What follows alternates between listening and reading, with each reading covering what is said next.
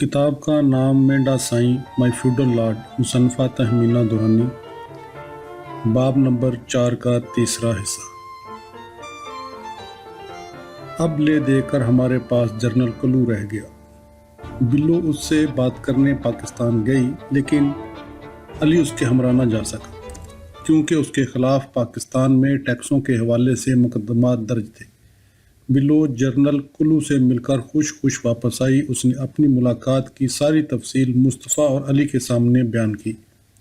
उस रात मुस्तफ़ा ने मुझसे कहा कि जनरल कुल्लू भुट्टो साहब का परस्तार है और पीपीपी के जनरल के तौर पर मशहूर है। मेरा ख्याल है कि अब सारा काम ठीक हो जाएंगे। जनरल कुल्लू हमारी हिमायत कर रहा है। हमें उस जैसे किसी सीनियर अफसर की ज़रूरत थी। अब हम अपने मंसूबे पर अमल दरामद कर सकते हैं। 7 साल बाद जनरल कुल्लू को रिटायरमेंट से वापस बुलाकर ISI का चीफ बना दिया गया। मुस्तफ़ा ने जोशी को इस नई पेशरफ्त से मुतल्ला किया। वो बहुत खुश हुआ। पाकिस्तानी फ़ौज में नफूज करने में कामयाबी हासिल हो गई थी। अब ये फ़ौज ऐसी तंजीम ना रही थी जिसमें ऊपर से नीचे तक कहीं जोड़ या रखना नज़र न आता हो, और जो इस हकीकत पर उस्तवार होकर हर हाल में अपने ओहदे का वफादार रहना है। फ़ौज की आइडियालॉजी को खोखला कर दिया गया था। मुस्तफ़ा खर ने जो कहा था कर दिखाया था। साजिश में किसी जर्नल की शिरकत लाजवाब कारनामा था। जोशी खुशी से उछल पड़ा। उसने पाकिस्तानी फ़ौज की आला तरीन सफ़ में अपना एक ऐसा आदमी दाखिल कर दिया था जिससे वक्त पड़ने पर काम लिया जा सकता था। जोशी को कुल्लू से मिलने का इश्तियाक पैदा हो गया। वो बिल्मशाफा मिलकर अंदाज़ा लगाना चाहता था कुल्लू किस किस्म का आदमी है। मुस्तफ़ा ने वादा किया कि जनरल कुल्लू जब भी लंदन आया वो उसे जोशी से मिलवा देगा। मुझे नहीं मालूम कि इन दोनों की मुलाकात हुई या नहीं। अगर हुई होगी तो यकीनन उसे एक तारीखी लम्हा समझना चाहिए। जोशी एक दिन राह का सरबराह बनने वाला था।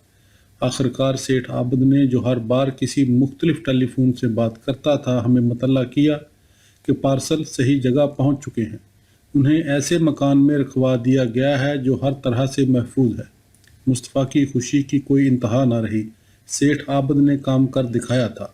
लड़कों से कहा गया कि वो लाहौर में माल रोड पर चलते हुए इंटरकॉन्टिनेंटल होटल के बल मुकाबल पहुंच जाएं, जहां एक आदमी कागज़ का पुर्जा लिए उनका मुंतज़र होगा। पुर्जे पर समन आबाद लाहौर के उस मकान का पता दर्ज था जहां क्रेट रखवाए गए थे। लड़कों से कहा गया कि वो अपनी गाड़ी बदल लें और इंतज़ार करें। शाम को 7:30 बजे उन्हें मकान पर जाकर उन हथियारों को अपनी तहवील में लेना था जिन्हें जमहूरियत की बहाली के काम आना था। पाकिस्तान के म्यारी वक्त के मुताबिक रात के 10:30 बज गए। हम लड़कों के फ़ोन के मुंतज़र थे। उन्होंने फ़ोन क्यों नहीं किया था? तय ये हुआ था कि वो पाकिस्तान के म्यारी वक्त के मुताबिक 9 बजे फ़ोन करेंगे। मुझे नज़र आया कि पसीने छूटने वाले हैं। मुसलसल चहलकदमी से कीमती कालीन पिस गए। कोई हौलनाक गड़बड़ हो गई थी, लेकिन क्या गड़बड़ हुई थी? खामोशी। मकबरों जैसे सुकूत से हमारे हवास गुंग होकर रह गए। मैं अनगिनत बार काफ़ी बना बना कर प्यालियों में उंडेलती रही और चुपचाप बैठी दुआएं मांगती रही। मैं उन ख्याली तस्वीरों से लड़ने में मसरूफ़ थी जो मेरे जहन में दुर्राती चली आ रही थी। हम क्या कर बैठे थे? लड़के कहाँ थे? खुदा के लिए फ़ोन तो करो। उधर ऐसा लग रहा था जैसे फ़ोन ने चुप का रोज़ा रखा हुआ है। हम मजनूनाना बौखलाहट के रास्ते यहाँ तक पहुँचे थे और अब अचानक सरासमगी ने हमें दबोच लिया था। सस्पेंस का ये आलम मेरी बर्दाश्त से बाहर था। मुस्तफ़ा ने फैसला किया कि मैं लड़कों में से किसी के घर फ़ोन करूं। मुझे डायल टोन के साथ अपना दिल भी दक दक करता सुनाई दे रहा था। मैंने मेजर आफ्ताब को फ़ोन किया। उसकी बीवी ने फ़ोन उठाया। उसका लहजा गैर फितरी और सर्द मालूम हुआ। उसने सिर्फ इतना कहा, वो यहाँ नहीं है, बराए करम हमें फ़ोन ना करे। मैंने कांपते हाथों से अपनी छोटी सी नोटबुक के वर्क उल्टे जिसमें दूसरे साजिशियों के फ़ोन नंबर दर्ज थे। जाने क्या वाक़या पेश आया था। या इलाही, तू ही उनका निगहबान हो। मैंने नंबर डायल करने शुरू किए। बहुत बार घंटी बजी, जवाब नदारद। फिर एक आवाज़ आई, निस्वानी आवाज़। स्क्वाड्रन लीडर ताहिर की बीवी की आवाज़। वो रो रही थी। उसने माउथ पीस में सरगोशी करते हुए कहा, 7 समुंदर पार मैं उसके करब को महसूस कर सकती थी। घर में हर तरफ फ़ौजी ही फ़ौजी हैं। वो मेरे खुसर और ताहिर کے بھائیوں کو لے جا رہے ہیں، وہ میرے بھائیوں کو لے جا رہے ہیں۔ انہوں نے تلاشی لینے کے بہانے سارا گھر اتھل پتھل کر کے رکھ دیا ہے۔ وہ ان سب کو پکڑ کر لے جا رہے ہیں۔ میری سمجھ میں نہیں آتا کیا کروں۔ میری بھی کچھ سمجھ میں نہ آ رہا تھا۔ میں نے خود کو بالکل بے بس محسوس کیا۔ میں کمرے میں موجود اس مردہ اور سنجیدہ چہروں کو تکنے لگی۔ انہوں نے آنکھیں جھکا لیں۔ ہمیں پتہ کرنا ہوگا کہ کیا ہوا ہے۔ مجھے تو لازمی طور پر پتہ کرنا ہوگا۔ میں نے میجر بخاری کے گھر فون کیا۔ اس بار بھی بیوی سے بات ہوئی۔ میں اس وقت کچھ نہیں کہہ سکتی، میرے ارد گرد بہت زیادہ لوگ موجود ہیں۔ فون واپس رکھنے کی آواز۔ ہر جگہ ایک ہی وقت میں چھاپا پڑا تھا، ہر گھر میں فوجی پہنچے ہوئے تھے، بغاوت کچل دی گئی تھی۔ میرے پاس نمبروں کی جو فہرست تھی، میں اس کے مطابق فون کرتی گئی۔ ہر جگہ یہی قصہ تھا۔ ہم ایجویر روڈ سے پرے وائر گارڈنز میں بلو کے اپارٹمنٹ میں تھے۔ میں اپنا غم ضبط نہ کر سکی اور رونے لگی۔ بے گناہ خاندانوں کے دلوں میں جو دہشت چھائی ہوئی ہوگی، میں اسے محسوس کر سکتی تھی۔ اپنی بے بسی پر میں خون کے گھونٹ پی کر رہ گئی۔ مجھے بڑا تاؤ آیا کہ ہم نے انہیں ایسے جوخم میں دھکیل دیا۔ میں جاننا چاہتی تھی کہ کام بگڑا کیسے۔ مجھے ایسے لوگوں کی تلاش نہ تھی جن کے سر سارا الزام موڑ دیا جائے۔ میں اصل مجرم کا پتہ چلانا چاہتی تھی۔ ہم سب مجموعی طور پر قصوروار تھے۔ میر اور شاہ نواز کا مہم جوئی کا شوق، جس کا مصطفیٰ ہمیشہ مذاق اڑایا کرتا تھا، بالکل بے حقیقت نظر آنے لگا۔ ہم سے کہیں بڑی حماقت سرزد ہو چکی تھی۔ ہمارے لڑکے تو سراسر بے خبری کے عالم میں مار کھا گئے۔ میرے دل نے کہا کہ سیٹھ عابد نے ہمیں دھوکہ دیا ہے۔ قصور مصطفیٰ کا تھا۔ میں نے اس شخص کے بارے میں جو اندازہ لگایا تھا، اس پر انہوں نے کان نہ دھرے تھے۔ میں بلو سے بار بار کہتی رہی کہ مجھے سیٹھ عابد پر اعتبار نہیں۔ میں نے ضد کی کہ وہ مصطفیٰ کو قائل کرے۔ میں اپنی بات کسی اور کی زبانی کہنا چاہتی تھی۔ مصطفیٰ میری بات کاٹ چکا تھا۔ بیچ میں مت بولو، تمہیں ڈراؤنے خیال آتے رہتے ہیں، اپنے ذہن کو لگام دو۔ اس طرح کی سرزنش سے عورت کا وجدان اکثر کند ہو کر رہ جاتا ہے۔ دخل دینے سے باز رہو اور علی اور بلو کے ذہن میں شکوک ابھار کر میرا کام مت بگاڑو۔ مصطفیٰ نے آسان راستہ چن لیا تھا۔ سیٹھ عابد کی مدد سے کام جھٹ پٹ ہو جانے کی امید تھی۔ نقشے میں صاف صاف لکھا ہوا تھا کہ یہاں چور بالو ہے، لیکن اس انتباہ پر توجہ نہ دی گئی۔ چوٹی کے سیاستدان نے بری طرح ٹھوکر کھائی تھی۔ مصطفیٰ کی کوتاہ بینی کے باعث لڑکوں اور ان کے گھر والوں کو بے اندازہ تکالیف اٹھانی پڑیں۔ وہ برباد ہو گئے۔ عین جوانی میں ان کا پیڑا ہو گیا۔ زندگی بھر غداری کا داغ ان کے ماتھے پر لگا رہے گا۔ اگرچہ اب یہ بات ناقابل یقین معلوم ہوتی ہے، مصطفیٰ گھر کا کچھ بھی نہ بگڑا، داغ لگتے ہی مٹ جاتا ہے۔ فون کی گھنٹی بجی۔ میں اچھل پڑی۔ سیٹھ عابد بول رہا تھا۔ جب اس نے میری آواز سنی تو کہنے لگا بابی، اور رونا شروع کر دیا۔ وہ سچ مچ فون پر روتا رہا۔ میں ابھی ٹی وی دیکھ رہا تھا۔ 9 بجے کی خبروں میں انہوں نے اعلان کیا کہ مخبری ہونے پر سمنا آباد کے ایک مکان پر چھاپا مارا گیا، اسمگل شدہ سونے کے کریٹ پکڑے گئے ہیں۔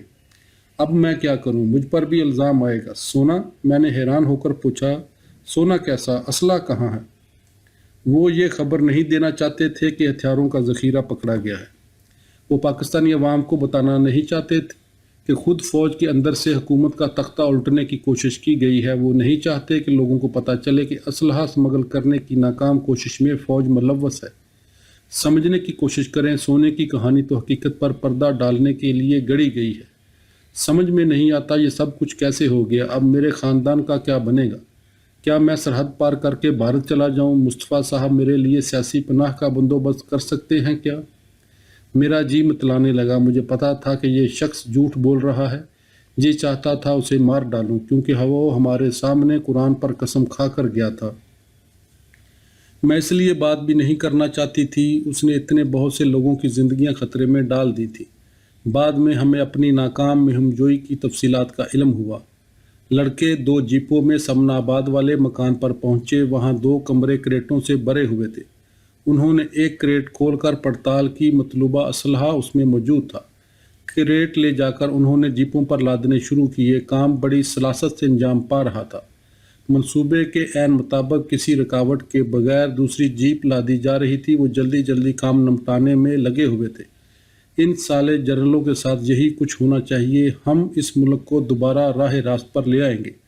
وہ جیپ میں بیٹھے، اگنیشن میں چابی گھمائی، پہلا گیئر لگا، جیپ آگے لپکی۔ اچانک حشر برپا ہو گیا۔ वहां गात लगी हुई थी। घर को फौज ने नरगे में ले रखा था। फौजियों ने फायर खोल दिया। लड़कों के छक्के छूट गए। उन्होंने फरार होने की कोशिश की। दनादन फायर हो रहे थे। अबतरी का एक लम्हा बैरूनी दबाव की ताब ना लाकर उनकी जिंदगी अंदर ही अंदर ढह गई। वो कम थे, उनके हरीफ तादाद में बहुत ज़्यादा थे। वो जख्मी हुए मगर लड़ते रहे। बल आखिर उन्हें हार माननी पड़ी। उन्हें गिरफ्तार कर लिया गया। असलहा का जखीरा पकड़ा गया। टीवी पर ऐलान हुआ कि स्मगलरों के साथ ज़बरदस्त फायरिंग का तबादला हुआ है और बहुत बड़ी मकदार में सोना पकड़ा गया है। हुब्बुल वतनी का मुजाहरा करने पर महमूद हारून ने सेठ आबद को मुआवजा देने का बंदोबस्त किया। 1960 और 1970 के दरमियानी बरसों में उसके पास से बहुत सारा सोना बरामद किया गया था। ये सोना जो कस्टम्स की तहवील में था, किसी तकनीकी बुनियाद पर उसे लौटा दिया गया। 1971 से अब तक सोने की कीमत बढ़ चढ़ कर कहीं के कहीं पहुंच चुकी थी। सेठ आबद को मौजूदा कीमत के हिसाब से मुआवजा अदा किया गया। सोने की चमक दमक के पीछे शिकस्ता घरों और शिकस्तों से चूर इंसानों की दास्तां पिन्हा थी। लड़कों को इंतहाई सिक्योरिटी वाले कैद खानों में रखा गया। उनके पूरे ख़ानदान से पूछगिछ की गई। उनकी बीवियों को ले जाकर ऐसी जगह रखा गया जहां उनसे कोई ना मिल सकता था।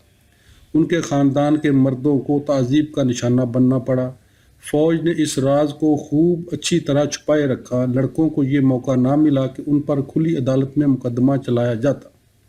उन्हें अजाब दिया गया। उनके दिलों में शर से टकरा जाने का जो हौसला था कुचल डाला। उन्होंने बगावत की थी। वो जानते थे उनका कोर्ट मार्शल हो सकता है, उन्हें गोली मारी जा सकती है। बाद में रज़ा काज़म को भी पकड़कर अटक के किसी तंगो तारीख तहखाने में डाल दिया गया। उनके कब्ज़े से भारतीय असला बरामद होने की वजह से उनके अलमिये की अलमनाकी कुछ और बढ़ गई। कम अज़ कम इस मामले में लड़के बेकसूर थे। उन्हें हमारे भारतीय राब्ते का सिरे से कोई इल्म न था। हमने उन्हें बताया ही कब था कि असला कहाँ से आएगा। उनको सिर्फ इतना मालूम था कि असलहा किसी गैर जानबदार ज़रिए से हासिल किया गया है। इम्कान यही था फ़ौज के आला ओहदेदारों को इस बात पर यकीन न आएगा। मुस्तफ़ा की कमबख्ती आ गई। वो नाकम हो गया था।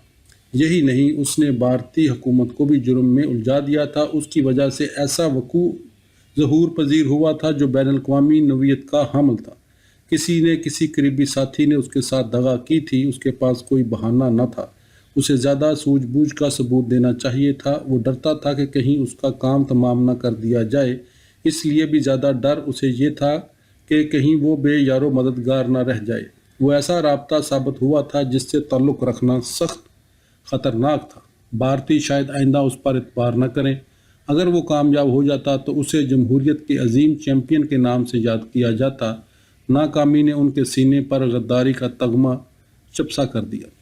मुस्तफ़ा के रद्द अमल पर मैं हैरान रह गई। मैं तो लड़कों और उनके घर वालों के लिए गमज़दा थी। उधर मुस्तफ़ा ने उन्हें बिल्कुल बुला दिया था। उसे फ़िक्र थी तो ये कि भारतीय रद्द अमल जाने क्या होगा। उसने जोशी से रब्ता कायम किया।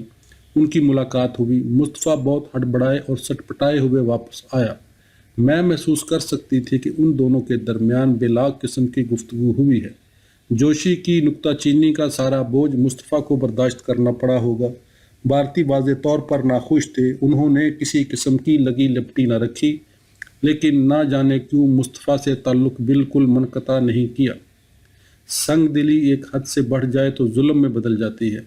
मुझे हर वक्त लड़कों और लोगों का ख्याल सताता रहता जिन्हें मुस्तफ़ा ने कुछ अरसे पहले तहरीक बहाली जमहूरियत के सिलसिले में गिरफ्तारियां पेश करने वापस पाकिस्तान भेजा था। वो मुस्तफ़ा के करीब तरीन साथी थे। साफ जाहिर था कि फ़ौज ताज़ा दम होकर उन्हें दबोच लेगी और मालूमात उगलवाने की कोशिश करेगी। मुझे पूछ-गुछ करने वालों की आंखें चमकती नज़र आने लगी। ज़िया का तख्ता उल्टने की जद्दोजहद 14 अगस्त 1983 को शुरू हुई। 1981 में तहरीक बहाली जमहूरियत के नाम पर आपस में इत्तेहाद करने वाली सियासी पार्टियों ने फैसला किया कि एजिटेशन का आगाज़ किया जाए। वो सियासी जलूसों पर आयत पाबंदी के ख़िलाफ़ वर्जी करते हुए गिरफ्तारियां पेश करेंगे। मुस्तफ़ा ने जतोई साहब को मशवरा दिया कि वो कराची में कायद आज़म के मज़ार से जुलूस निकालें।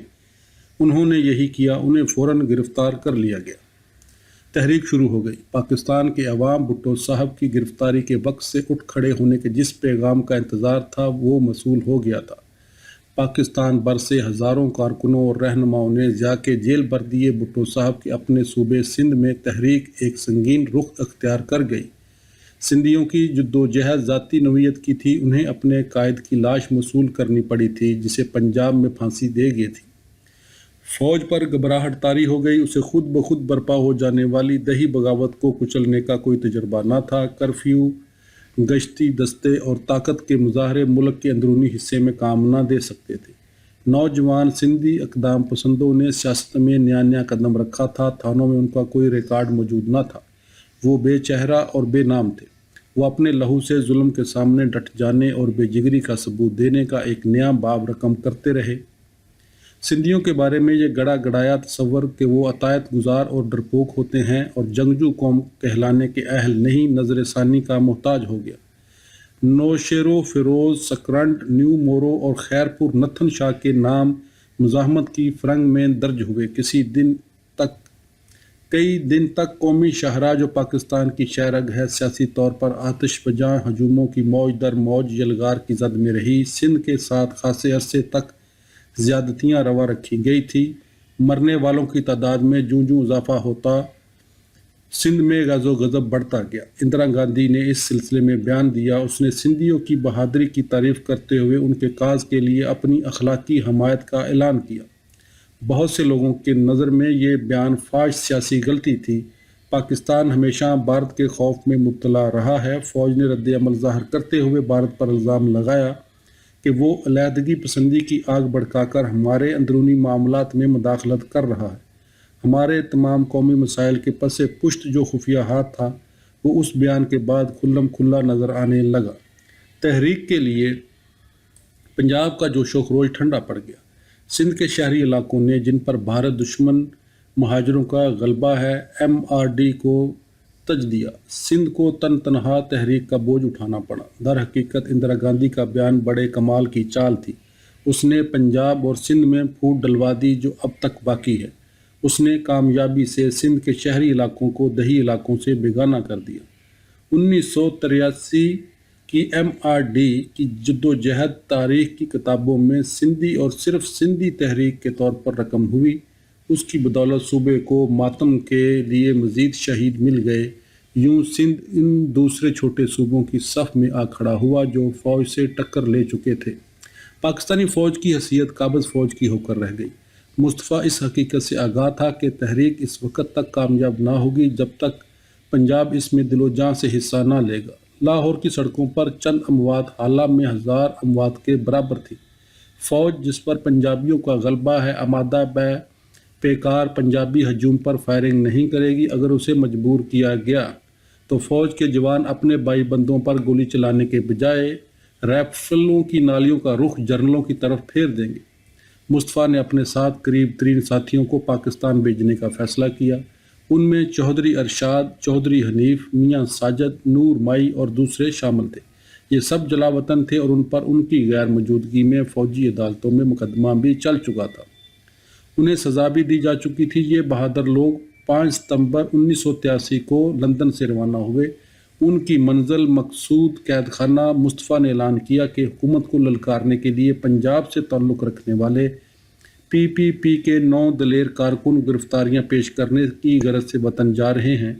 یہ حقیقت کہ روانہ ہونے والے ٹولہ 9 پر نہیں 7 افراد پر مشتمل تھا، جلد ہی ایک بھیانک سیاہ تربیے کا روپ اختیار کرنے والی تھی۔ چودھری حنیف کو یاد ہے کہ ان کے ساتھی سارے راستے جمہوریت اور مصطفیٰ گھر کی حمایت میں نعرے لگاتے آئے جو سیاسی طور پر وابستہ مسافروں پر بڑے گراں گزرے۔ بقول چودھری حنیف طیارہ کراچی اترا، اسے ٹرمینل سے کچھ فاصلے پر ٹھہرایا گیا۔ طیارے کو فوراً کمانڈوز اور بختر بند گاڑیوں نے گھیرے میں لے لیا۔ ہمارے ساتھ جو رویہ اختیار کیا گیا جیسے ہم خطرناک تخریب کار ہوں، طیارے کی سیڑھیوں سے اترتے اور پولیس کا سامنا ہوا۔ وہ معلوم کرنا چاہتے تھے کہ باقی 2 رہنما کہاں ہیں۔ میں نے انہیں یقین دلانا چاہا ہم صرف 7 ہیں۔ پولیس افسر کو ہمارے کہے پر یقین نہ آیا اور انہوں نے 9 آدمیوں کو گرفتار کرنے کا حکم ملا تھا۔ انہوں نے طے کیا کہ گنتی پوری کرنے کے لیے میاں ساجد پرویز کے سیاسی طور پر ناوابستہ بھائی طارق اور गुजरांवाला से ताल्लुक़ रखने वाले एक और बेचारे बेगुनाह को गिरफ्तार कर लिया जाए। वो बेचारा नौजवान लंदन अपनी आंटी से मिलने गया था और ज़ियाउल हक का पुरजोश हामी था, लेकिन कानून तो अकल के पीछे लठ लिए फिरता है। उस नौजवान को भी धर लिया गया। पहले पहल हम उस नौजवान से दूर दूर रहे। हमारा ख्याल था कि उसे जासूसी करने के लिए हमारे साथ रखा गया है। मैंने अपने साथियों से कहा कि उससे ना मेल जोल बढ़ाएं ना बात करें। उस बेगुनाह नौजवान की हालत किसी चंडाल की सी हो गई जिसे कोई पास बैठाने का रवादार भी ना हो। एक तो उसकी बेगुनाही, दूसरे उस तरह बाकी सबसे कट रह जाने का आलम। उसके असाब और जहन दोनों जवाब दे गए।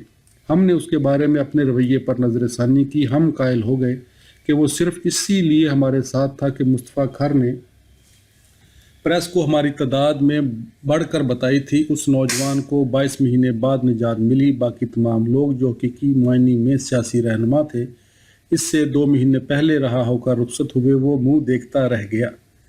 पाकिस्तान आने के 4 माह बाद मैंने समनाबाद वाली नाकामी का हाल सुना। मैं समझ गया आगे चलकर क्या दुर्गत बनने वाली है। मेजर आफ्ताब को मुस्तफ़ा से मिलवाने वाला मैं ही था। मैं जानता था कि ओजड़ी में ISI कैंप में दिए जाने वाले अजाब की उन लड़कों में से कोई भी ताब ना ला सकेगा। उनसे उसी कैंप में पूछगछ की जा रही थी। वो सब कुछ कबूल चुके होंगे। कुछ ही देर की बात है, वो मुझे पकड़ के कैंप ले जाएंगे। चौधरी हनीफ ने ओजड़ी कैंप की जिस कोठरी में 4 महीने गुजारे उसके बारे में बताया। हमारे जहन में जहन्नम का जो भी तस्वर होगा, वो कोठरी उससे बदतर थी।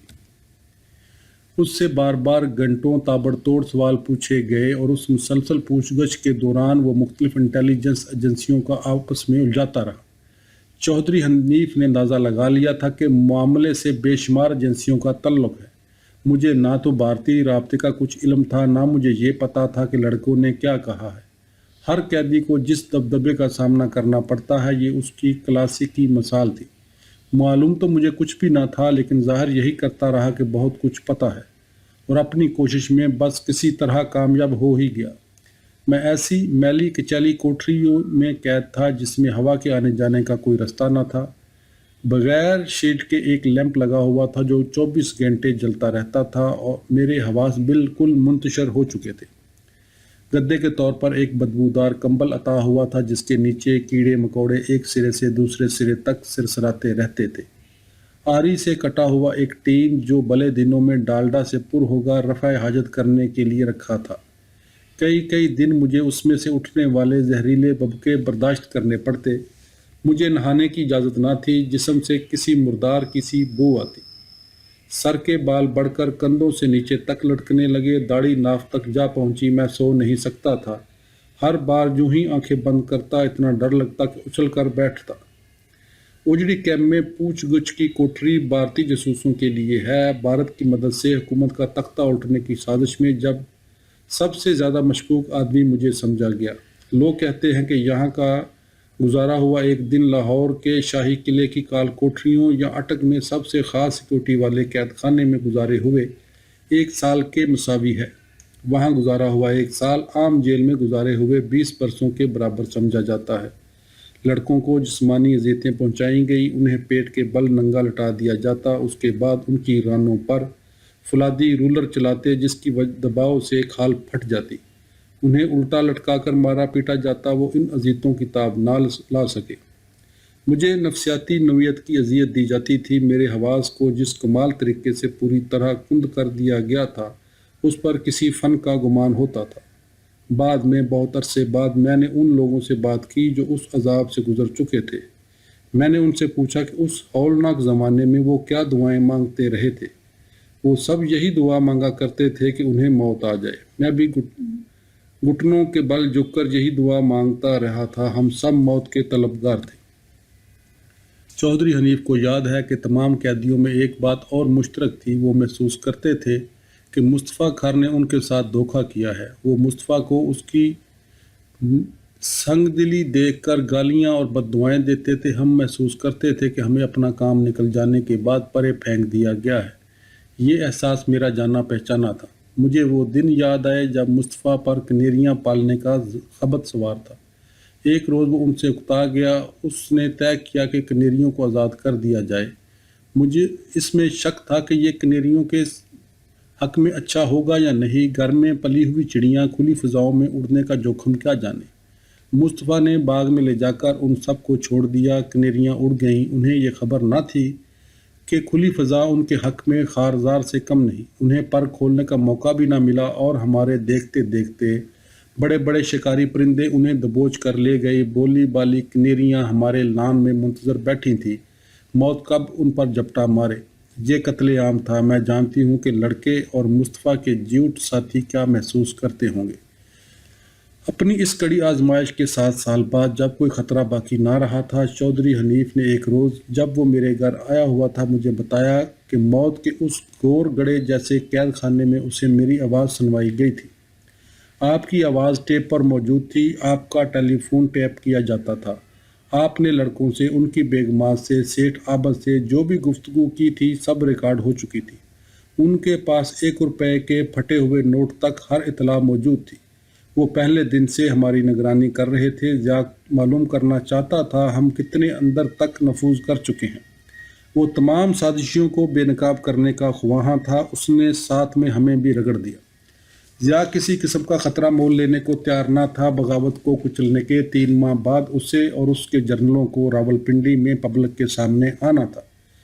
اسے 23 مارچ کو جو یوم جمہوریہ ہے شاندار مارچ پاسٹ کی سلامی لینی تھی۔ وہ نہیں چاہتا تھا کہ انور سادات کے قتل کی کہانی دہرائی جائے۔ آرمی اسٹیڈیم کو قلعے میں تبدیل کر دیا گیا۔ ڈیس بلٹ پروف تھی۔ تماشائی زیادہ تر فوجی جوان تھے جنہوں نے شہری لباس پہن رکھا تھا۔ حد یہ کہ کھٹک ناچنے والوں تک کو تلواروں کی جگہ چوبی پھٹیاں تھما دی گئی تھیں۔ ایسے حالات میں جب مصطفیٰ کھر اور اس کے بھارت سے روابط رکھنے والے لوگ کھلے پھر رہے ہوں، ضیاء کسی قسم کا جوخم اٹھانے پر آمادہ نہ تھا۔ مصطفیٰ جیسے آدمی کو بلا نچلا بیٹھنے پر مجبور کیا جا سکتا تھا۔ وہ دیکھتے ہی دیکھتے دوبارہ خم ٹھونک کر میدان میں آدم کا۔ جو ناکامی اس کے حصے میں آئی تھی وہ قصہ پارینہ قرار پائی اور اسے زیادہ دیر پریشان نہ رکھ سکی۔ اس کا علی اور بلو سے جھگڑا ہو چکا تھا اور اب اسے اپنا سوچتا آپ کرنا تھا۔ جلد ہی وہ دوبارہ بھارت گیا۔ اندرا گاندھی نے اس کی میزبانی کی۔ وہ یہ سوچ کر گیا تھا کہ اب اسے اپنی صفائی پیش کرنے کا موقع مل جائے گا اور وہ دوبارہ اہمیت حاصل کر لے گا۔ اس سفر سے وہ خوش لوٹا۔ بغاوت کے پلان کی بری طرح ناکامی میں اس نے جو کردار ادا کیا تھا وہ اسے بلا چکے تھے۔ اس نے مجھے اس ملاقات کے بارے میں بتایا۔ اندرا بہت خوش خلقی سے پیش آئی۔ کہنے لگی کہ میں عظیم محب الوطن ہوں اور پاکستان کو میرے جیسے رہنماؤں کی ضرورت ہے۔ ہم جس بحران سے دوچار ہیں اس کی وجہ صرف یہ ہے کہ دور اندیش اور دیدہ ور رہنماؤں کو اقتدار سے دور رکھا جاتا ہے۔ اس نے اپنا یہ نظریہ دہرایا کہ پاکستانی فوج کو 2 وجوہ سے تباہ کرنا ضروری ہے۔ وہ پاک بھارت امن اور پاکستان میں جمہوریت کے لیے سب سے بڑا خطرہ بنی ہوئی ہے۔ ہمارا دشمن ایک ہی ہے۔ عوام کے دشمن کو ہمیشہ کے لیے کچل دینے کے واسطے جنگ ناگزیر ہے۔ برصغیر کے افق پر اچانک جنگ کی گھٹائیں چھا گئیں۔ ہر شخص کی زبان پر اس زبردست آگ کا ذکر تھا جو عنقریب بھڑکنے والی تھی۔ مصطفیٰ کہنے لگا کہ بھارت کے ساتھ جنگ ہی وہ معجزہ ثابت ہوگی جس کے لیے ہم دعائیں مانگتے آئے تھے۔ اس کی اس رائے کے بارے میں میرے تحتم شعور میں طرح کے شکوک و شبہات موجود تھے۔ اندرا گاندھی نے مشرقی پاکستان میں اپنی فوجیں بھیجی تھی۔ 1971 میں پاکستانی فوج کی شکست کا خیر مقدم کرتے ہوئے اس نے کہا تھا کہ 1000 سال کی غلامی کا خاتمہ ہو گیا۔ وہ اشارتاً کہنا یہ چاہتی تھی کہ مسلمانوں نے بھارت کے عوام کو غیر منقسم ہندوستان کے عوام کو غلام بنا رکھا تھا۔ اندرا کا تعلق اس مکتب فکر سے تھا جس کے نزدیک بھارت ماتا کی چیر پھاڑ یعنی تقسیم مذہبی بے حرمتی کے مترادف تھی۔ اندرا کا سیکولرزم مسلم قوم پرستی کے خلاف رد عمل تھا۔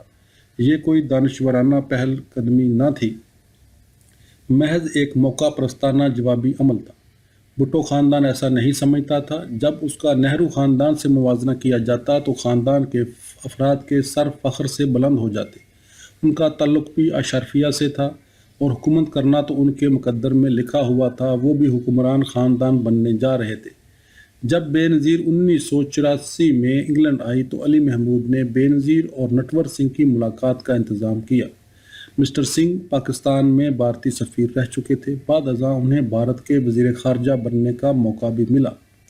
یہ خفیہ ملاقات تھی، معلوم نہیں اس میں کیا بات چیت ہوئی، تاہم یہ نتیجہ اخذ کرنے میں مذائقہ نہیں کہ بات چیت بھارتی پالیسی کے متعین کردہ خطوط کے مطابق ہوئی ہوگی۔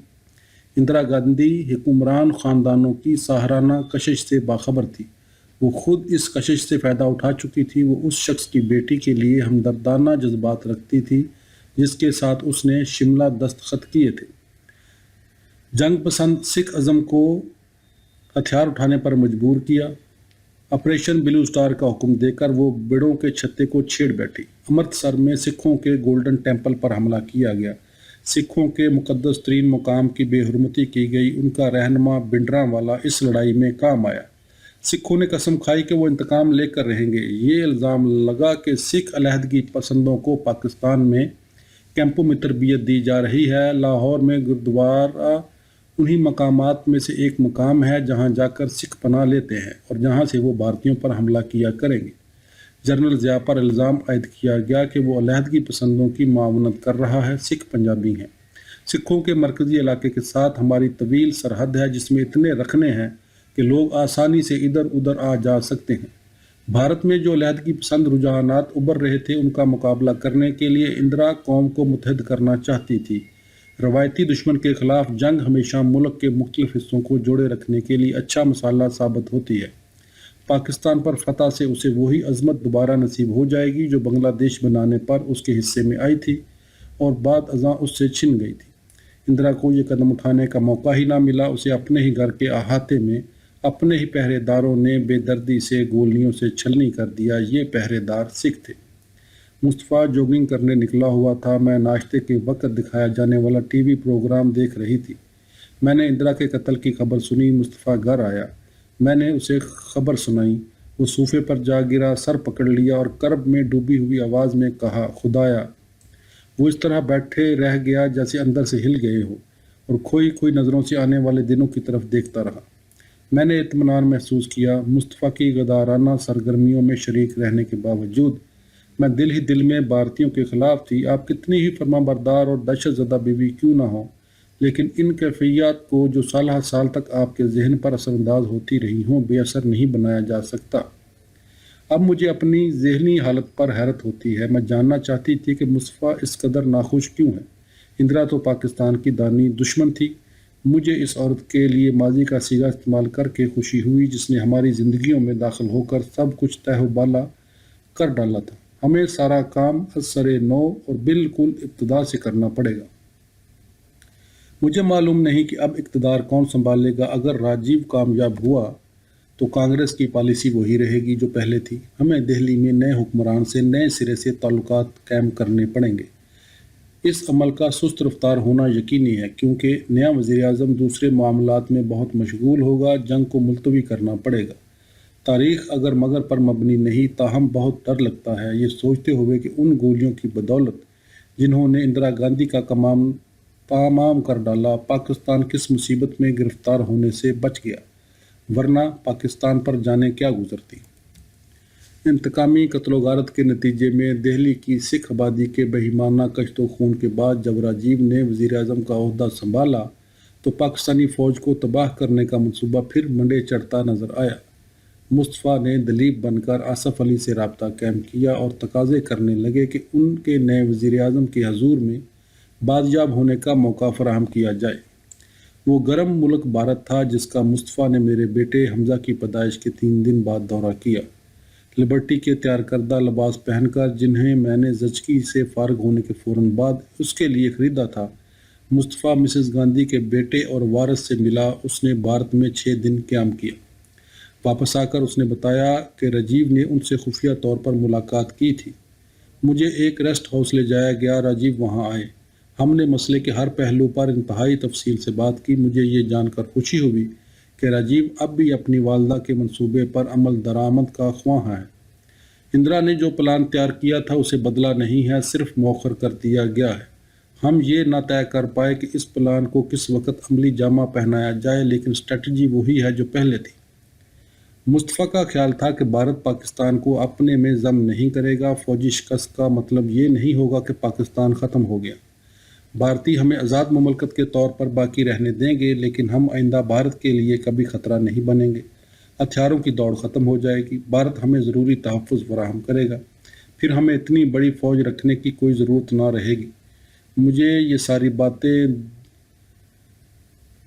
دور رازکار معلوم ہوتی تھی۔ یہ سیدھا سادہ بھارتی بالادستی کا نسخہ تھا۔ یہ اندرا کے اس سیاسی عقیدے کا ایک اور روپ تھا جس میں فرض کر لیا گیا تھا کہ بھارت جنوبی ایشیا کا پولیس مین ہے اور آس پاس کے چھوٹے ملکوں کے داخلی معاملات میں مداخلت کر سکتا ہے اور کرے گا۔ راجیو نے اپنے چھپ کر آنے والے مہمان کے لیے 2 شکاری مہموں کا اہتمام بھی کیا۔ مصطفیٰ کو پرندوں کے لیے بنی ہوئی ایک پناہ گاہ میں لے جایا گیا اور شکار کھیلنے کی اجازت دی گئی۔ وہ بڑے جانوروں کے شکار کی غرض سے ترتیب دی گئی سفاری پر بھی گئے۔ ان کے ساتھ نہایت عمدہ سلوک کیا گیا اور انہیں پروٹوکول کی وہ تمام سہولتیں حاصل رہیں جو کسی بھی آنے والے معزز مہمان کو فراہم کی جاتی ہیں۔ انہیں ایک ریسٹ ہاؤس میں ٹھہرایا گیا تاکہ بھارت کی آزاد پریس کو ان کی آمد و رفت کی کانوں کان خبر نہ ہو۔ حمزہ کی ولادت کے بعد مجھ پر اجمیر میں خواجہ معین الدین چشتی کے مزار کی زیارت کی دھن سوار ہو گئی۔ میں نے خواب دیکھا کہ میری زندگی میں ایک معجزہ رونما ہوا ہے۔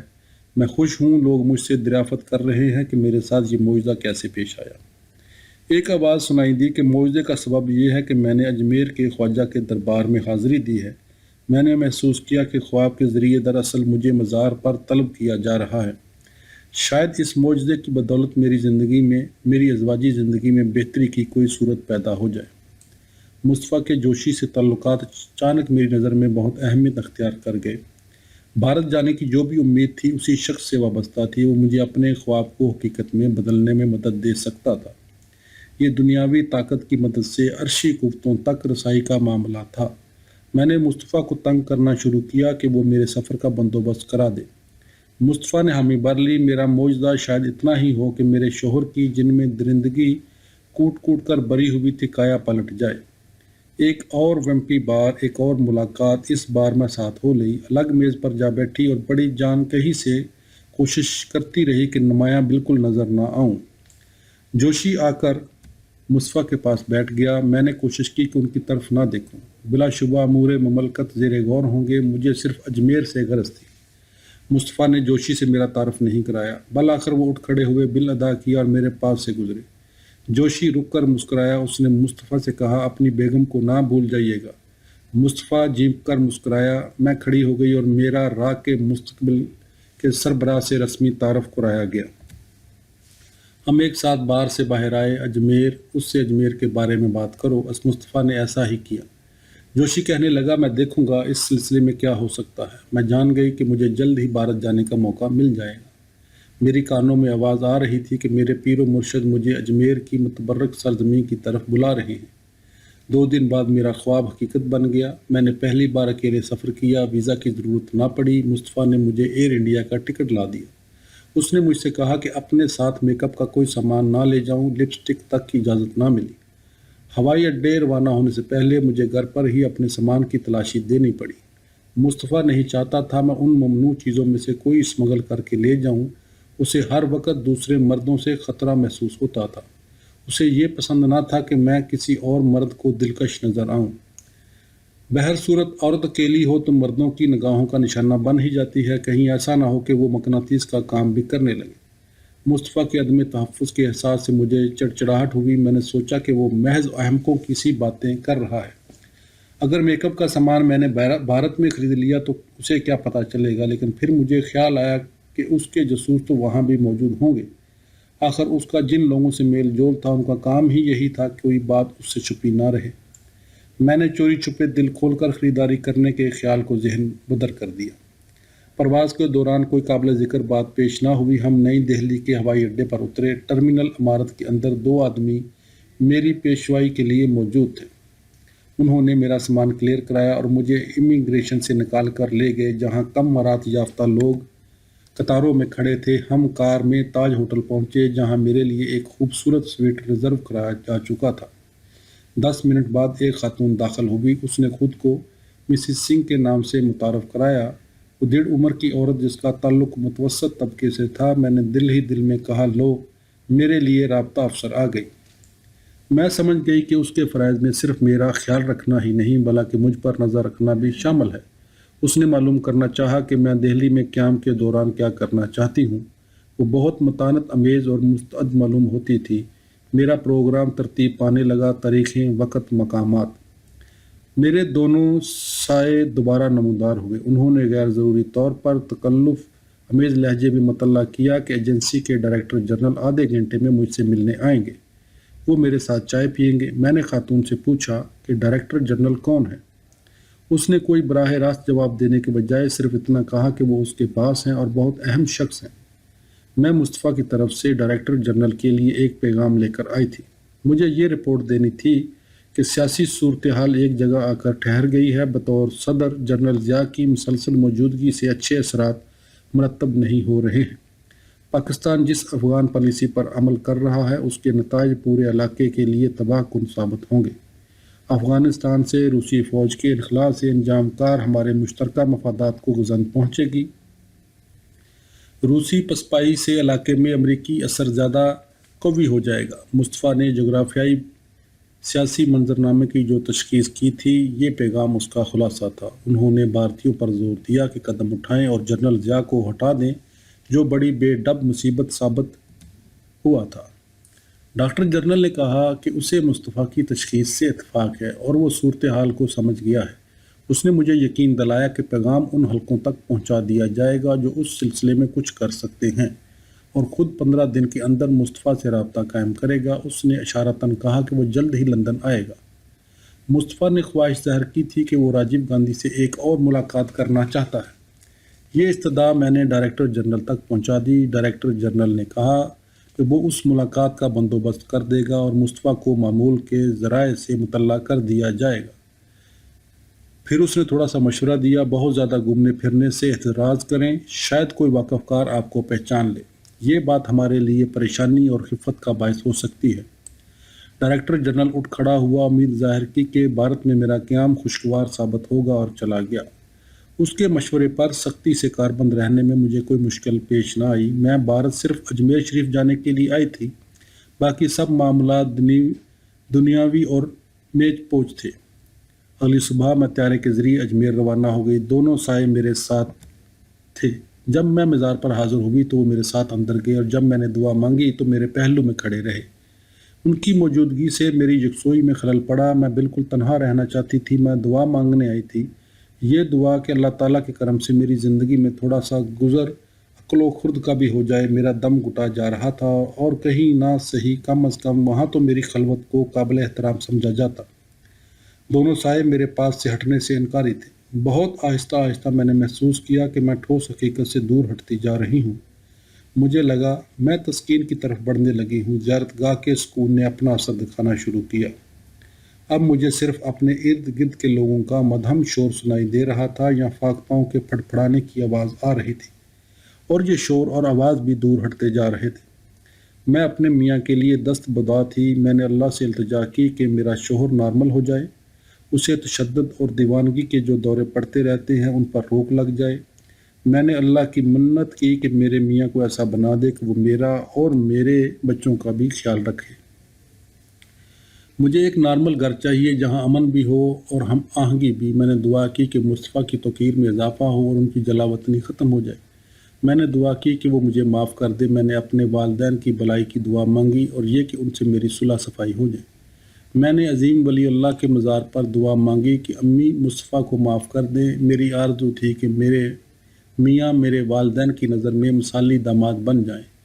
میرے آنسو نکل آئے اور رخساروں پر بہنے لگے۔ ہر آنسو خود منت تھا۔ جہاں کوئی قطرہ تحلیل ہوا وہاں زیارت گاہ بن گئی۔ میرے ذہن میں سیاست کا دور دور تک پتہ نہ تھا۔ مجھے اپنے ذہن کو شفا یاب کرنے کے لیے روحانی قوتوں کی ضرورت تھی۔ وقت اب ہتھکڑیوں کی طرح میری کلائیوں سے بندھا ہوا نہ تھا۔ میں ان باقی لوگوں میں گم ہو چکی تھی جو اپنے آپ کو تلاش کرنے کی خاطر زیارت پر آئے ہوئے تھے۔ میں نے محسوس کیا کہ سائے بار بار پہلو بدل رہے ہیں۔ ان کی گراں بار موجودگی سے میں کبیدہ خاطر ہوئی۔ وہ بے چین نظر آ رہے تھے۔ ہندو ہونے کے باوجود انہیں ایک ایسی ہستی کے فانی آثار کے سامنے مجبوراً کھڑے ہونا پڑ رہا تھا، جس نے بھارت میں اسلام کی ترویج کے لیے جتنا کام کیا تھا اتنا کسی خون سکاں تلوار لہرانے والے سپہ سالار سے نہ بن پڑا تھا۔ انہیں ضرور خواجہ صاحب کی کشش محسوس ہوئی ہوگی۔ انہوں نے کشش کی مزاحمت کی، وہ وہاں سے چلے جانا چاہتے تھے۔ ایسا کرنے میں ناکامی کا ایک ہی نتیجہ نکل سکتا تھا، اور وہ یہ کہ وہ خود بھی خواجہ صاحب کی مقناطیسیت کے سامنے جھک جائیں۔ رات مزار پر گزارنے کے خیال کو دل سے نکالنا پڑا۔ سائے مجھے ساتھ لے گئے۔ میں سر جھکائے زمین پر لیٹے لوگوں کو پھلانگتی مزار سے باہر آئی۔ مجھ میں نئی جان آ گئی تھی۔ میرے ساتھ خواجہ اجمیری کی رحمتیں تھیں۔ میں نے خود کو توانا محسوس کیا۔ ہم نے جے پور کے ایک محل میں، اسے ہوٹل میں تبدیل کر دیا گیا ہے، ڈنر کھایا۔ ہم دہلی واپس آ گئے۔ وقت کم اور مصروفیات زیادہ۔ مسز سنگھ نامی خاتون آ پہنچی۔ ہم نے ہوٹل میں ساتھ ہی لنچ کھایا۔ شاپنگ کرنے گئے۔ میں نے ایک پینٹنگ اور کمبل خریدا۔ مجھ سے پوچھا گیا کیا مجھے خریداری کے لیے روپے درکار ہیں؟ میں نے کہا نہیں۔ اب ہم بس دو عورتیں تھیں جنہیں ایک دوسرے کا ساتھ میسر آ گیا ہو۔ ہم نے اپنی زندگیوں کے بارے میں تبادلہ خیال کیا۔ اس کی زندگی نے میرے دل کو گدگدایا۔ میرا پرانا تجسس پھر بیدار ہو گیا۔ وہ اپنے گھر والوں کی باتیں کرتی رہی، مگر اپنی ملازمت کے ذکر سے صاف دامن بچا گئی۔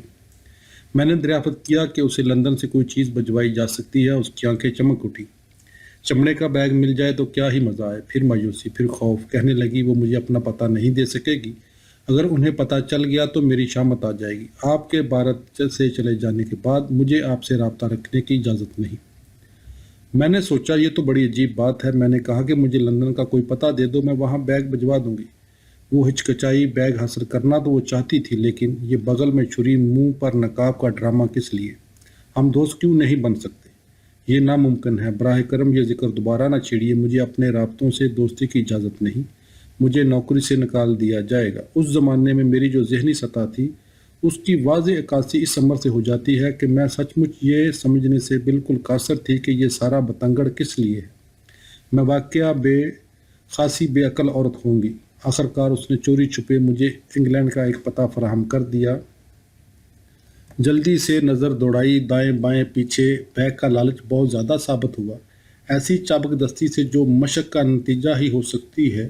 اس نے پتہ میری طرف کھسکا دیا، پھر سیدھی ہو کر بیٹھ گئی۔ وہ نروس نظر آ رہی تھی اور کچھ مطمئن بھی۔ روانگی کا وقت آ پہنچا۔ دونوں سائے دبے پاؤں گویا ہوا میں تیرتے ہوئے اندر آئے، پراسرار سمجھ میں نہ آنے والے۔ ہم ایک کار میں جا بیٹھے، کالے رنگ کی ایمبیسڈر، اور ہوائی اڈے کی طرف چل دیے۔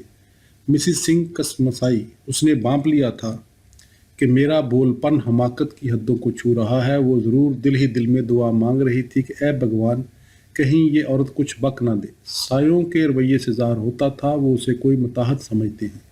وہ میری طرف جھکی اور مجھ پر اعتماد کے ایک پیمان پر مہر تصدیق ثبت کرتے ہوئے کہا، میرا نام مسز سنگھ نہیں ہے۔ پھر خاموشی۔ انہوں نے اسے راستے میں سڑک کے کنارے اتار دیا۔ تمہیں یہاں سے بس مل جائے گی۔ اس نے اس بات میں سر ہلایا۔ خدا حافظ کہا۔ وہ کچھ اداس نظر آ رہی تھی۔ جب ہم شاپنگ کرنے نکلے تھے تو میں اس کا گھر دیکھ چکی تھی۔ اس نے اشارہ کر کے اپنا گھر مجھے دکھایا تھا۔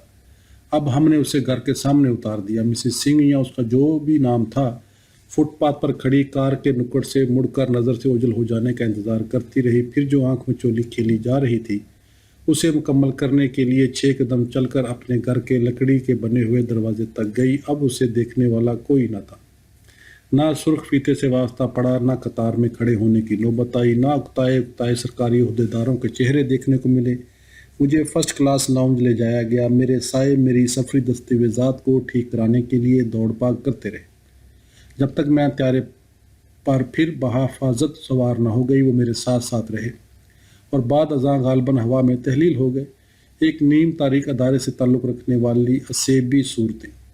واپس پہنچ کر ایک ایک بات بتائی۔ مصطفیٰ خوش ہوا۔ جو دعائیں میں نے اجمیر شریف میں مانگی تھی وہ پوری تو ہوئیں، لیکن اس طرح نہیں جس طرح میری خواہش تھی۔ 20 دن بعد میں مصطفیٰ سے الگ ہو چکی تھی۔ مجھے دوبارہ اپنی بنانے کے لیے اسے میرے بچے اغوا کرنے پڑے۔ مجھے بہت زیادہ راز ہائے دروں معلوم تھے۔ میں اکثر حیران ہوتی تھی کہ مجھے دوبارہ حاصل کرنے کے لیے مصطفیٰ کو اس انتہا تک جانے کی کیا ضرورت تھی۔ انہوں نے جو چال بھی چلی اس سے یہی لگتا تھا جیسے اس کی جان پر بنی ہوئی ہے۔ جیسے اس کے پاس اور کوئی چارہ کار نہ رہا ہو، اس نے اپنے کیریئر کو خطرے میں ڈالا، برطانوی حکومت کے حسن سلوک سے محروم ہونے میں کوئی کسر نہ چھوڑی، مجھے زبردستی واپس لے جانے کے لیے بچوں کو استعمال کیا۔ بعد میں جب ہم پاکستان جانے کی تیاری کر رہے تھے تو جو کچھ اس نے بتایا اس سے میرے بدترین خدشات کی تصدیق ہو گئی۔ دو ہی باتیں ممکن تھیں، یا میں اس کے پاس لوٹ آتی یا وہ مجھے ٹھکانے لگانے پر مجبور ہو جاتا۔ مجھے بہت زیادہ رازوں کا علم تھا۔ جب ہماری علیحدگی کی خبر اخباروں کی شہ سرخیوں کی زینت بن گئی تو جوشی نے مصطفیٰ سے بات کی۔ جب آپ کی شادی کو استحکام حاصل نہیں تھا تو آپ نے اپنی بیوی پر بھروسہ کیسے کر لیا؟ میں نے اپنی ازواجی زندگی پر کس کامیابی سے پردہ ڈالے رکھا تھا؟ میں راہ کو گچا دینے میں کامیاب ہو گئی تھی۔ مصطفیٰ نے وعدہ کیا کہ وہ ہر قیمت پر مجھے واپس لا کر چھوڑیں گے۔ اگر میں واپس نہ آتی تو کیا ہوتا؟ مصطفیٰ نے میری آنکھوں میں آنکھیں ڈال کر دیکھا اور پھر پوری سنجیدگی سے کہا، میں تمہیں ٹھکانے لگانے پر مجبور ہو جاتا۔ کیا صرف اس لیے تم نے یہ سب کچھ کیا؟ نہیں، اس لیے کیا کہ مجھے تم سے محبت ہے۔ اگر میں تمہیں چھوڑ بھی جاتی تو بھی کبھی کسی کو کچھ نہ بتاتی۔ ہم یہ خطرہ مول نہیں لے سکتے تھے۔ یہ امکان ہمیشہ رہتا کہ تم ہمارے لیے خطرہ ثابت ہوگی۔ تم غیر ذمہ دارانہ گفتگو کر سکتی تھی، تم بے خیالی میں کوئی بات کہہ سکتی تھی۔ اس انکشاف کی بھارتی حکومت متحمل نہیں ہو سکتی تھی کہ وہ فوجی سازش کے ذریعے کسی غیر ملکی حکومت کا تختہ الٹنے میں شریک ہے۔ اس طرح کا سکینڈل تباہ کن ثابت ہوتا۔ یہ بات ہرگز منظر عام پر نہ آنی چاہیے کہ بھارت کسی ملک کی حکومت کا تختہ الٹنے کی غرض سے وہاں کی حزب اختلاف کو مادی امداد فراہم کرتا رہا۔ تم سازش کی سب سے کمزور کڑی تھی۔ تمہیں تو اس بات کا ہوش تک نہیں کہ تم نے اپنے آپ کو کیسے باری خطرے میں ڈال رکھا تھا۔ مصطفیٰ کے انکشافات سے مجھے اندازہ ہوا کہ میں کس بری طرح سے خطرات میں گری ہوئی تھی۔ میں نے خود کو اس کی معیت میں محفوظ محسوس کیا۔ پاکستان لوٹنے سے پہلے مصطفیٰ نے بعض دوسری جگہوں کا نام لیا۔ ہم وہاں بھی جا سکتے تھے۔ کہنے لگے کہ وہ کابل کے حکمران طبقے سے انتہائی کارآمد رابطے قائم کر چکا ہے۔ دوستی کے اظہار کے طور پر افغانستان کے صدر نے اسے 2 خوبصورت قالین بھجوائے ہیں۔ صدر کی خواہش تھی کہ مصطفیٰ کابل چلا آئے۔ میر مرتضیٰ پہلے ہی وہاں موجود تھا۔ کابل حکومت نے ایک پوری اقلیم میر کے سپرد کر دی تھی۔ یہ ایک بہت بڑا علاقہ تھا جسے باقی ماندہ کابل سے الگ تھلگ کر دیا گیا تھا۔ اس کے پاس خرچ کرنے کے لیے لامحدود فنڈ تھے۔ بیشتر رقم شام کے حافظ الاسد نے فراہم کی تھی۔ مصطفیٰ کے کابل پہنچنے سے پیپلز پارٹی کے کاز میں نئی جان پڑ گئی۔ میر مصطفیٰ سے صلح صفائی کی کوشش کر چکا تھا۔ اس نے کابل سے ایک پوسٹ کارڈ رسال کیا جس میں کہا گیا تھا کہ مفاد پرست لوگوں نے ہمارے درمیان مسائل کھڑے کر دیے تھے۔ اس نے لکھا کہ وہ اب بھی مصطفیٰ کو بڑے احترام کی نظر سے دیکھتا ہے۔ علاوہ ازیں ہمارے لیے بھارت جانا بھی ممکن تھا۔ بچوں کے ساتھ دہلی جا سکتے تھے، وہاں ہمارا بہت خیال رکھا جاتا۔ مصطفیٰ کو ایک ریڈیو ٹرانسمیٹر فراہم کر دیا جاتا جس کی مدد سے وہ پاکستانی عوام کے نام پیغامات نشر کر سکتا۔ ہم بڑے آرام سے رہیں گے۔ کابل یا دہلی، میرا دل ان دونوں جگہوں کو قبول نہ کر سکا۔ میں پاکستان اپنے گھر جانا چاہتی تھی۔ اگر ہم بھارت چلے گئے تو پھر ہماری زندگی میں پاکستان کا کوئی حصہ رہے گا یا نہیں؟ ہاں، کیا ہمیں کبھی وطن لوٹنے کی اجازت مل سکے گی؟ کیا ہمارے پاس بھارتی پاسپورٹ ہوں گے؟ وہ دن آئے گا جب ہم عزت و احترام کے ساتھ واپس لوٹیں گے۔ ہم پاکستان چلے آئے۔ جاری ہے۔